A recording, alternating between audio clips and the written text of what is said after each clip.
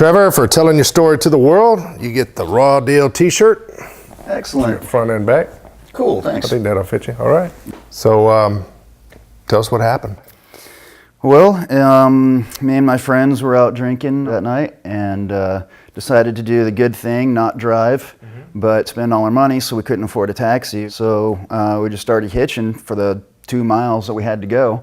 So, you know, this guy picks us up, and You felt pretty safe. There was more than just you. There was your yeah, it friends was were my with best you. friend Adam and his girlfriend Julia, and I think there was another guy. So there's like 3 or 4 of us. Yeah. And then everybody else got dropped off, and I was the last one. And it's just me and this dude. When it came time to make a left to go to my house, he made a right to go up Flagstaff Mountain. And that's when I was like, what are you doing? I'm tired. I want to go home. I mean, is that what you were thinking? He was. Yeah, I gonna go was to thinking another... like, why does this guy want to take me the opposite place to where I'm living? Someplace guy figures going to come jack me or something. The road is literally like, you know, like this. And, you know, there's a cliff on one side and a cliff facing the other, and we're driving up it. So out of fear and instinct, just reached across, grabbed the wheel and turned it into the mountain.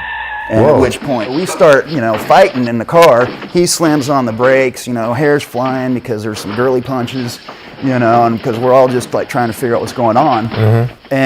But there's still nowhere for me to go. So after we got tired of fighting, we apologized to each other. And I'm like, look, dude, I'm serious, don't want to go. So just take me home or let me out of the car or something. He's like, fine, I'll take you home. And we get pretty much down the mountain, and he just slams on the brakes. He's like, nope, get out of the car. I'm kicking your ass. Really? So he gets out and he's ready to fight. I'm trying to throw punches, but I'm so drunk. I can, like a 12-year-old girl could kick my ass. Yeah.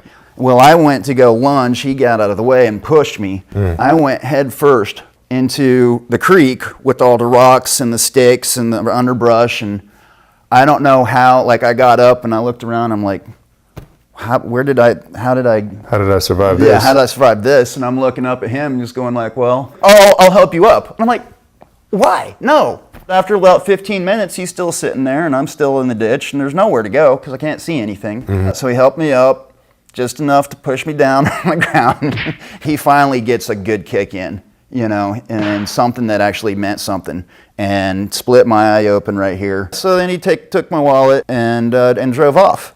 And there's not hardly anybody out. Finally, a car comes up, and I literally just stopped the lady. You know, I was like, I'm not getting out of the way. You can run me over, but you're going to stop for me. And I just pleaded with her, just call 911, call the cops, get me an ambulance, drive away, just tell them where I'm at, okay? I end up in the hospital. They start ripping off all my clothes, and I'm just like, what are you people doing? I just got beat up, and all you got to do is fix this. And they're like, nope, we got to give you a CAT scan. I'm like, no, you don't. When it was all said and done, they're like, nope, your neck's fine. Thanks. And you just had a little scratch there, so we gave you some Dermabond. Here's your bill. I think it came to like $6,000 or something ridiculous. And you know, I had no insurance. So I'm getting ready. I'm going home. I'm in a gurney. My ass is showing. You know, I'm like, where are my clothes? Cop comes and they're like, what's your story? And they're like, they pretty much didn't believe me. They just thought that I had fell down, you know, and like stumbled and tripped. They're like, no, you didn't get attacked. So the cop's taking me home. I'm in my gurney. You know, once again, my home is that way. They're taking me this way. And I'm like, when is You're just not going to get home, are you?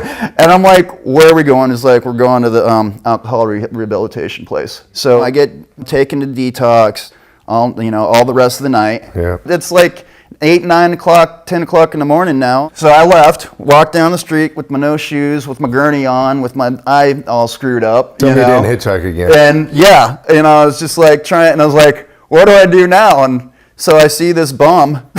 It's like, dude, can I have some change? You asked a bum for change. Wow. And he was nice enough. We were on the same bus. He's like, yeah, man, I'll cover you. That was my raw deal. Well, we appreciate you telling your story. Yeah, definitely. Good luck. Yeah, thanks. I appreciate it. So it's up to you to vote on who you think got the rawest deal. Will it be story number 1, or story number 2, or story number 3?